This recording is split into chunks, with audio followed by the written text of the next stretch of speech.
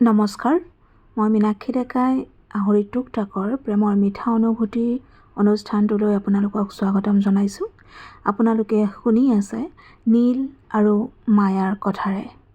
আজি শুনিবলৈ পাব তৃতীয়টো খণ্ড। এইখিনিতে কওঁ, যদি আপোনালোকে আমাৰ এই অনুষ্ঠান শুনি ভাল পাইছে তেনেহ'লে আমাক গ্ৰ' কৰাত সহায় কৰক। যদি আপোনালোকে ইউটিউবত চাইছে আমাৰ চেনেলটো ছাবস্ক্ৰাইব কৰি দিব, আৰু যদি আপোনালোকে ফেচবুকত চাইছে তেনেহ'লে আমাৰ পেজখন ফ'ল' কৰি দিব। গতিকে আহক আজি তৃতীয় খণ্ডলৈ আগবাঢ়োঁ। অলপ আঁতৰত ৰৈ থকা মায়াৰ ওচৰলৈ নীল আগবাঢ়ি গ'ল।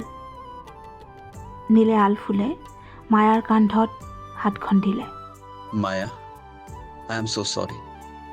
তোমাক কন্দোৱাৰ মোৰ কোনো ইণ্টেনশ্যন নাছিল।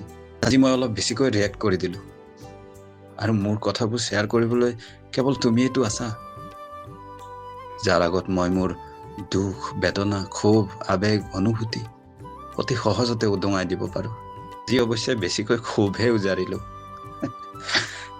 আই এম ৰিয়েলি ভেৰি চৰি। আগলৈ আৰু এনে ভুল নকৰোঁ। নীলৰ কথাত পতিয়ন গৈ মায়াই নিজৰ চকুপানী সম্বৰণ কৰিবলৈ যত্ন কৰিছে, কিন্তু নাই পৰা। নীলে মনতে হঠাৎ এটা সিদ্ধান্ত লৈ পেলালে। মায়া, তুমি মোক এটা কথা কোৱাচোন। তুমি মোক সঁচাকৈ বহুত ভাল পোৱা নহয়? তোমাৰ কিবা সন্দেহ আছে? তেনেহ'লে তুমি মোৰ কথা এটা ৰাখিব পাৰিবা? এটা কিয়? তোমাৰ যিমানবোৰ কথা আছে মোক কোৱা, মই ৰাখিম তোমাৰ কথা।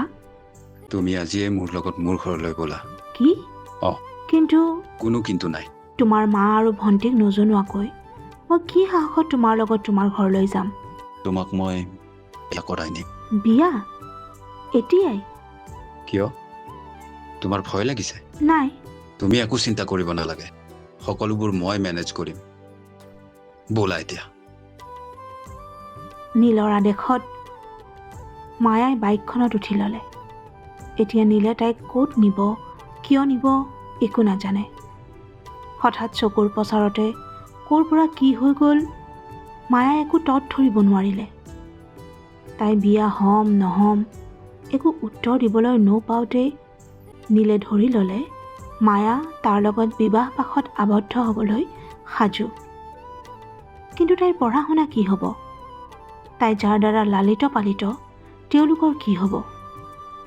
যদিও তেওঁলোকে মুক্তভাৱে মায়াক এৰি দিছে, তথাপিও মায়াৰ তেওঁলোকৰ প্ৰতি এটা দায়িত্ব আছে। নীলৰ বাৰু চিন্তা কৰিবলগীয়া একো নাই, কিন্তু মায়াৰ আজি এনে লাগিছে যেন তাই নিজৰ ওচৰত হাৰি গ'ল। অৱশ্যে নীলে যদি কথাবোৰ ভালকৈ চালি জাৰি চাই আগবাঢ়িলেহেঁতেন তাই ভাল পালেহেঁতেন। মায়াৰ নীলৰ লগত বিয়া হোৱাত একেবাৰেই আপত্তি নাই, কিন্তু ইমান সোনকালে, তাকো কাকো একো নজনোৱাকৈ। নীলৰ জেদৰ ওচৰত হাৰ মানিবলৈ তাই বাধ্য, কাৰণ নীলে নিজৰ মতে কাম নিসিজিলে যিকোনো কাম কৰি দিব পাৰে, আৰু মায়াৰ কাৰণে নীলৰ কিবা এটা হওক তাই সেইটো কেতিয়াও নিবিচাৰে। তুমি বহুত জেদী নীল, নিজৰ কথাবোৰ কেতিয়াও এৰি নিদিয়া নহয়। তোমাৰ জেদৰ ওচৰত মই হাৰ মানিবলৈ বাধ্য।